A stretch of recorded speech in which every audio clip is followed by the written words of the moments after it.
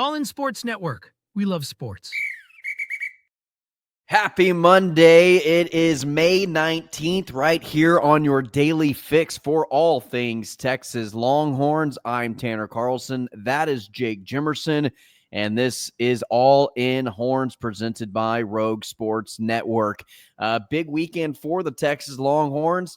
Since we were last on air previewing baseball, previewing softball, a lot has happened, and you're going to get it all throughout the week. We're not going to fit it all in just this episode tonight. Tonight, we're going to be talking PGA. Shout out Scotty Scheffler. Shout out Johnny Vegas, also maybe one of the coolest names on tour. But both University of Texas alums leading throughout the entire PGA Championship, and Jake and I will touch on that briefly, and then we're going to basically give our thoughts on the Oklahoma series, how that went, Texas clinching the SEC after the first night of that series, and then getting into the SEC tournament. We'll give a brief preview of kind of what the road for the Texas Longhorns look like. We'll wrap up the show, but join us for tomorrow's episode. If you are a softball fan, on Tuesday, it'll be 100% all softball talk. So not forgetting about the ladies by any means. Just can't fit all the happenings, everything that happened over the weekend into one episode. And so Jake and I are going to dive into it. And Jake, how was the weekend? And I know there was a lot that happened, and trying to keep just intact with everything going on. It was just like constantly checking updates on phones throughout the 3-day series of both baseball and softball, and then kind of trying to keep track of regionals going on in the softball world as well, of opponents and Aggies in a little bit of trouble. But yeah, so we're just kind of, you got baseball play, or you got hockey playoffs, you got basketball playoffs, a lot of game sevens happening, a major championship and golf happening. So yeah, it just seemed like it was sports, that I was just trying to keep a hold of, like 10 things going on all at the same time. Yeah. I think that little month and a half or two break that we'll get once baseball's over this year is going to be a little bit easier to deal with this year than previous years. Just with how locked in to every sport we've had to be this year. Adding kind of baseball and softball, and I've always paid attention to them, but never been locked in like I have this year. I get locked in if they make the College World Series, and I'm like, I'm not missing a game. Yeah, and I've watched more regular season softball and baseball now postseason than I have watched my entire life, probably combined going into this season. Yeah, same here, and I've watched a little bit every year, but this year a lot more than normal. Stars hockey going on. We got the PGA. The major this weekend, and so this weekend was just a jam-packed sports weekend. I did not do much. I did go out and run some errands on Saturday. I didn't watch as much of the PGA Championship on Saturday, other than watching Scotty kind of close out his back nine, which was a good time to tune in, by the way. Perfect time. But yeah, it was a good weekend. I'm just, man, the sports this end of normally this is a little bit more downtime now. Having been getting really into hockey over the last decade or so, I've stayed pretty locked into the NHL this time of year, but adding in baseball, softball, PGA, all these things. Yeah. It's more crazy than football season. At least it was this weekend. Well, football seasons for me, it's football. I mean, I'm like 100% just football. Basically, I got a football brain, and that's really what I lock in on. And but the thing I think I like about baseball, softball, golf, having all of these kind of going on the TV, hockey to a certain extent, if it's not the Stars, great sports to have on in the living room while you're doing the dishes. Great sports going on while you're vacuuming or mopping the floors, getting some house chores done around the house. You can still feel productive, do laundry, do all the things, and you can still have the game going on and focus on what's happening. And so that's kind of why it's been a little bit easier. I don't feel like I'm like slacking on boyfriend or dad duty. Like, I'm still doing all the things. I just have it on in the background, or get to pay attention and lock in whenever I absolutely need to. But Jake, great weekend in golf for the Texas Longhorns when it came to the PGA professional level. For those who didn't tune in for the first 2 days before the cut, Thursday, Friday, Johnny Vegas was the leader going into Friday from Thursday, and then going into the weekend. And he's a University of Texas alum. And so maybe not a lot of people knowing that about him. But then following Saturday, Scotty Scheffler takes the lead on Saturday. Scheffler obviously wins the thing on Sunday. And so there was at no point where a Texas Longhorn did not lead after a day of the tournament at the PGA Championship. So shout out to the Texas golf program as a whole, producing these golfers year in and year out that are constantly competing at the highest level. But the world's number one, Scotty Scheffler, came out on top. Yeah, in Vegas, I believe, was the first Venezuelan to be leading after the first 2 days in a major championship, which is pretty cool. Yeah, on top of him being, a Texas Longhorn, but yeah, Scotty Scheffler just it got a little hairy on Sunday in the middle of the round. It didn't seem like he quite had a shot. Everything was going a little left, and then he's one of those guys that just makes one small tweak or simplifies something, and then it came right back. And then within a blink of an eye, he was 5 strokes ahead. Yep. And really just dominated the weekend, especially the last 2 days. Just put himself in good position after the first 2 days, took advantage of that on Saturday, and then coasted a little bit on Sunday. He was a little up and down on Sunday, but obviously still got the job done. And when you're winning a major he won it by 5 strokes, I believe. Yeah. You're dominating. He was up by 6, bogeyed the 18 to win it. So, I mean. And he bogeyed the 18 because he played a very, very safe shot, knowing that, like, hey, I just need to make sure I don't get a 15 on this or something crazy. Yeah. And, but yeah, Scotty Scheffler, that end of Saturday was special. Especially, considering that's the hardest part of the course. That's the part of the course everyone was scoring high numbers on. The Green Mile. The Green Mile. And he just went off. I think he birdied like 5 of his last 6 or something like that. Something along those lines. It was something along those lines, and just took control of the tournament, then never let go. So I'm excited. I mean, Scotty's going to have a chance to win every single major. Especially with how he's gotten his game fully back now. He started off, to start the season, he was, I wouldn't even say rough. He's coming off an injury. He wasn't playing up to his own standards. Like he would have told you that himself. And so now it looks like we're kind of getting a 100% full Scotty mode again. And he's won 2 of the last 3 weekends, one being a major. And where we were talking where Rory was hot at the beginning of the season following the Masters, now it looks like Scotty might be overtaking the hottest golfer in golf right now as a professional to win that FedEx Cup possibly. And so I mean, he just looks like he's back on his game. Yeah, he's won 2 out of his last 2 tournaments he's played in. Right, because he didn't play last weekend. Correct. So 2 out of the last 3, but 2 out of his last 2 that he's played in, which props to me. I know I picked the world number 1, but still did pick the winner. You really went out on a limb there, but you got the prediction right. I didn't pick Scotty to win the Masters. I picked Bryson DeChambeau, which came close, which was your pick this weekend, which he finished second. He came close. Kind of a similar tournament for him. Yeah. And my dark horse was looking good. Max Homa was. Yeah, he fell off, unfortunately. He fell off. He threw his club on Sunday. I don't know if you saw that. That's full club throw. That's when you know you're in a great position to win a tournament, is when you're throwing clubs on Sunday. Yeah. But he did put himself in position, and at least showed a little bit of a dark horse. He showed mentality. A little glimpse of his old self. He's been starting to consistently show glimpses, and that's why I said I don't know if he's consistent enough yet to win this tournament, but I think he'll show he's capable of winning these tournaments again. And I think he did that. But so I'm still happy with that pick too. And the leaderboard went from looking really weird the first 2 days as well to all the big names being at the top. I'm glad you mentioned that, Jake, because so I don't mind when we get these, B, C tier players that not a lot of people know about. They're not household names up at the top of the leaderboard. I really don't mind that because that's always kind of fun to see, maybe the beginning of a career take bloom in this moment.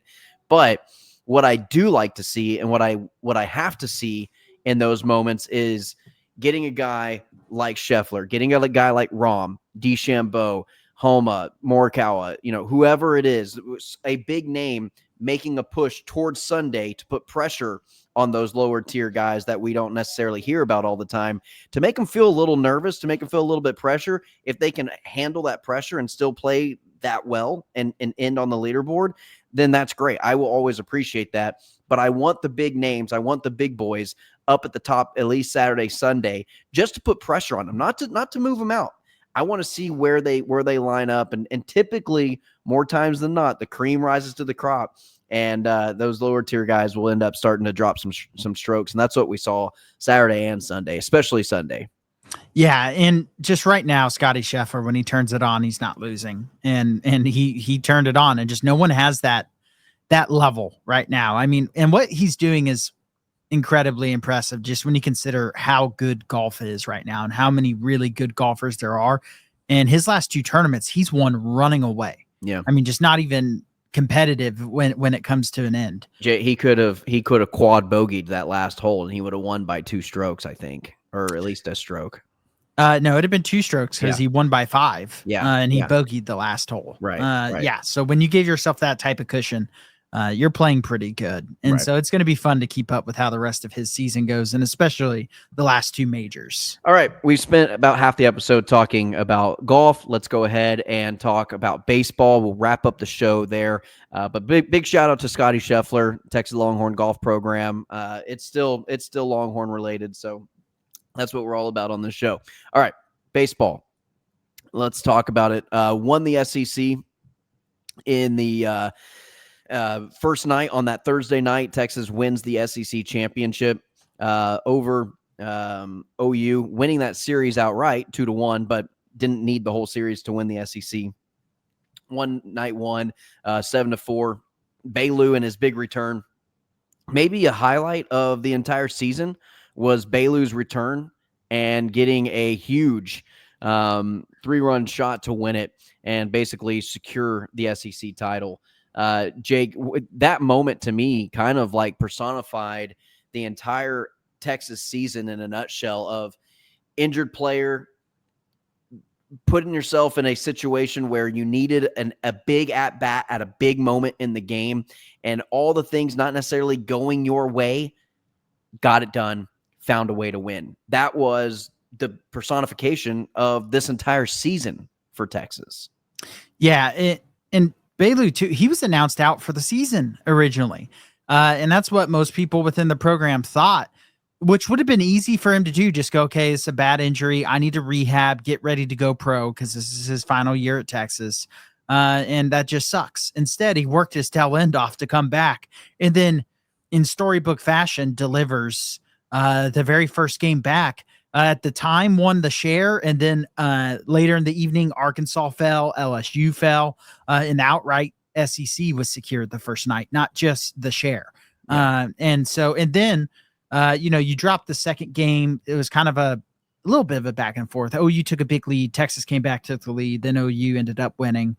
You dropped that game. Would have been pretty easy to just drop Sunday and go, mission accomplished. We won the SEC. Sure. Came out and dominated the game 9-1. Made sure to end the season on a good note, and has me feeling a lot better about this team again. Even though there's still some things that are shaky, and I think are going to make it difficult for them to win a national title unless they fix some of these things. This series makes me feel a lot better, and an outright SEC regular season victory. All of a sudden, a bunch of other fan bases are saying a regular season championship isn't as important as the tournament championship, which is funny because that's not how that's been said in the past, and is also a really stupid take, in my opinion, because the sample size of an entire conference schedule versus a weekend that's single elimination. I think the bigger sample size would be more of a big deal personally. And I think the fact that Texas is secured, more than likely, without a doubt, secured the #1 seed in the tournament, not just the SEC tournament, but in the national tournament, means that this SEC tournament doesn't mean very much for Texas. Yeah, the message boards are the best places to be. At the height of Texas's success is opposing message boards are where you want to be. Yeah, So, and it's all the teams who lost to Texas that are right. saying their schedule was easy, or Oh, teams that absolutely. can't even beat Missouri at home complaining that Texas got some of the better teams they played at home. Yeah. Just very funny, very, very funny stuff. Yeah. No, Jake, I'm completely with you. I find it humorous to find the goalposts wherever it is. It always ends up in a different spot at the end of an argument or at the end of a Texas season. You can go into any Texas athletic season, and here's the goalpost, Jake. It's right here. It's front and center. This is what the storyline is. Texas isn't ready for the SEC. Oh wait, they win a few games in a row. Now it's over here. Well, now the regular season doesn't really matter. Now it's over here. Well, now wait till the postseason. Now it's over here somewhere. And now, when is it just going to be like, hey, kudos to Texas. I don't like you. I don't even have to respect you, but damn it, you won the season. You won the regular season. Like, when is it just going to be a little bit of a prop of like, let me put my ego aside for 1 second and just give them a prop. I'm just saying, like, hey, you won the regular season. Good job. That's all I want. Yeah, and I would say it's when they win a national title, but they win a national title, it'll somehow be a Mickey Mouse national title, I'm sure. It'll be even if it's football, basketball, or baseball. Well, just because it's one of the big three, it won't have it. They won't do it a second time. Or it'll be, well, they didn't go undefeated. It wasn't that impressive. I've seen better seasons. They're not an all-time great team. They just skated by. It'll be something along those lines, dude. It'll be stupid. Yeah. Yeah, it is just funny to me just because of how those goalposts move. So just it's like other fan. If you weren't an Ohio State fan or a Notre Dame fan, you had no right to talk trash on Texas football. But yeah, and that's why I said, or Georgia. Georgia. No, you're even though they didn't make it as far in the postseason, they still beat Texas twice. They have that right to I will brag. give Georgia that those is a props good as well. point. Yeah. But we can sit here and say that, while these other fan bases just talk crap while they're getting their butts beat by Texas. And A&M especially just amazes me because it's like, you can at least sit there and say, we've owned you for 2 decades, essentially, when it comes to the overall record. Even head-to-head. Have some bragging rights. But you have A&M, who is why I was like, it's a good thing the rivalry's coming back. But then I got reminded right away, it's like, does it matter? Because you beat the crap out of them in every major sport, and all they do is still just yap. Yeah. Well, and it's here. My favorite thing, Jake, is it's year 1 of the SEC. Texas has accomplished everything that Texas A&M has yet to even sniff. In year 1, they've been in the conference for a decade. Yeah. And Texas has done I saw an A&M fan arguing that their first year in the SEC, the Johnny Manziel year, that they had a better first year in football than Texas did. Of course they did. Yeah. They're like, well, it's harder to make the SEC title. They had more media recognition than anybody. Yeah. I mean, of course. Yeah. That makes it a successful season. You get talked about more because you have one polarizing player. Just very funny stuff. Yeah. Just very funny stuff. Jake, let's go ahead and get into what the SEC tournament looks like for Texas and coming up. And any other words that you wanted to, before we get into the SEC tournament talk, just putting a bow on this season, any final words of how this season went and how kind of it ended with OU and kind of the feeling that you get regular season over, now going into postseason? Yeah, I mean, the goal is to make Omaha. To me, if they make Omaha, I'll be win a game or 2 there, and I'd be pretty happy with very happy with the season. I'm already very happy with the season, but if they just flamed out in the regionals or maybe even the super regionals, it would feel a little bit empty just because this team does have Omaha potential. But to win a national championship, the things they're going to have to clean up is kind of the things we've been talking about the last few weeks. They still showed up a little bit this weekend, hitting too many batters, too many walks, and just striking out too much. They had 39 strikeouts this weekend. They're kind of an Aaron Judge as an entire team. It's either extra bases or it's a strikeout. That's just feels like. It just, they struck out 39 times. For reference, Texas pitchers struck out 27 Oklahoma batters this week. So 12 more strikeouts at bat than pitching over a 3-game tally. That's 4 a game on average that they were, and I get that they won the series, but when you're going to be playing these better teams, when the bats go missing is when they got into trouble when they lost those 2 series in a row. And those things will have to be cleaned up because a UTSA in your regional is not just some cupcake team. That is a team that's beat you once this year. And then you get a super regional. You're going to be playing a really good team. Making it to Omaha is not just easy, regardless of if you're the number 1 seed, number 2 seed, number 16 seed. It doesn't matter. Yeah, no, I completely agree with you, Jake. Let's go ahead, take a look at what the SEC tournament looks like. Texas has the number 1 seed, obviously won the regular season outright. Obviously, that doesn't matter. Regular season titles mean absolutely nothing for team success, except for the fact that they get 2 bye weeks going in to the SEC tournament, and they get an automatic bid to the quarterfinals. And so you only have to win essentially 2 games or 2 series. It is single elimination, 2 games to get to the championship games. So, but again, it doesn't really matter. But they will play the winner. Let's just go ahead and say Alabama, Tennessee, because Alabama in the first round plays Missouri. Missouri is god-awful. There's not a team in the SEC that could lose a series at home against Missouri. But Alabama, Tennessee, more than likely, 99% sure that's going to happen in the second round. Texas will play the winner of Alabama and Tennessee. Yeah, and getting those 2 buys is really important. But at the same time, kind of like I said, I don't really care what happens in this SEC tournament other than getting out healthy. Yeah. It'd be nice for Baylor to just get as many reps as possible, but before you get to the real deal. I'd also like the pitching rotation to kind of start getting into less walks, less hitting batters. Yep. Maybe less strikeouts, but if they lose game 1, it's not going to sway me one way or another. Even if they win the SEC tournament, it's not necessarily going to sway me one way or anher. It'll look nice. It'll look nice. It'll really shut actually it won't. It'll somehow be a Mickey Mouse run. But the SEC's never been weaker in baseball this year, Jake. That's what the storyline will be. Yeah, the story will change as it always does. But yeah, exactly. But I just don't. It's not make or break for me because I think they're the 1 seed in the regionals and super regionals, obviously, no matter what.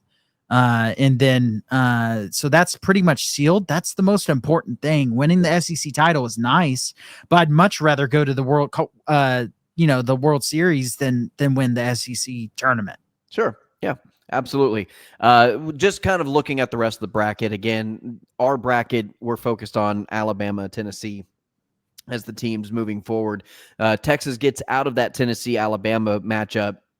They would go on and advance to the winner of Vanderbilt and whoever they play, whether that be Georgia, Kentucky, or Oklahoma. Oklahoma, Kentucky play in that first round. On that bottom bracket, Florida, South Carolina will play in the first round, and then they will play the winner. The winner of that game will play Ole Miss. The winner of the Ole Miss Florida, South Carolina game will play Arkansas. And then on the lower tier bracket, you've got Mississippi State taking on Texas A&M, who is the 14 seed, the 3rd lowest seed you could possibly have in the SEC. They play Mississippi State on the road. The winner will take on Auburn, and a strange Auburn team, a hot and cold Auburn team. And then the winner of that one will take on LSU in the quarterfinal. And so, Texas, again, I think as they should, as the number 1 seed, has a favorable matchup and a favorable lineup to go into a deeper run. But Tennessee, Jake, I actually think Tennessee as an 8 seed, pretty dangerous. Yeah, I actually think Tennessee is a bad matchup for Texas in general, just with how good their pitching is. But that'd be a fun test just to see, are the bats getting back online or are they going to, just struggle at the plate, struggle to get some runs? I'd like to see them get some early runs in these games. A little bit of a break, and that's nice. Texas doesn't play until Thursday. It's a 3:00 game on Thursday afternoon. So, get it on ESPN Plus, put it on your computer at work, and at least start the game. And then hopefully by the time you're getting off work around 5:00, you can get home and finish that game out. But should be a nice little break for the boys before they get going. Yeah, and didn't have a Tuesday game this past week. So just getting a little rest time, and I think that was good And to for your them. point, healthy.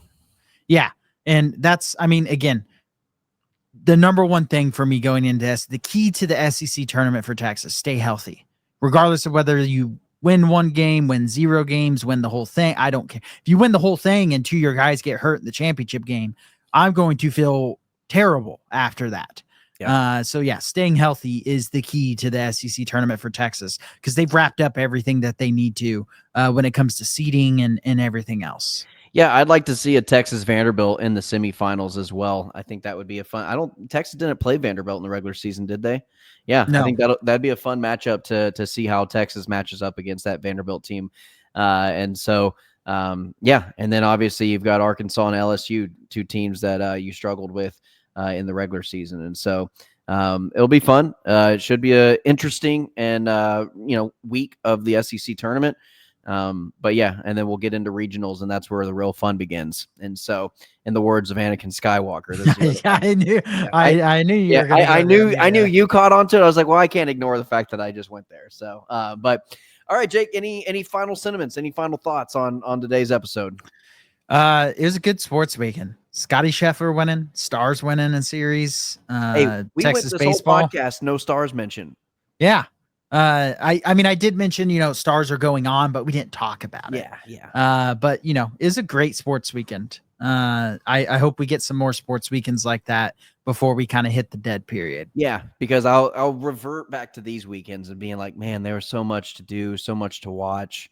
And then I'll look at my, sports games going on. And all will be MLB regular season Tuesday afternoon games. And I'll be like, man, I really wish we were back in the May, April, March timeframe of the schedule again. But football season will be here before we know it. So, all right, Jake, that's going to do it for today's episode. Tomorrow's episode, again, if you're a softball fan, that's all tomorrow's episode. We're going to do all softball talk of their regional, with their super regional coming up. We are aware of everything that happened, but we just got to cut this episode off at a certain point. We think now would be a perfect time to do that. So tomorrow's episode is going to be all softball. So if you want some Longhorn softball talk, tune in tomorrow at 12. We release these episodes Monday through Friday at 12 each and every single day, Monday through Friday. And so for Jake Jimerson, I'm Tanner Carlson. As always, ladies and gentlemen, like, share, and subscribe to the channel, and hook 'em. All in Sports Network. We love sports.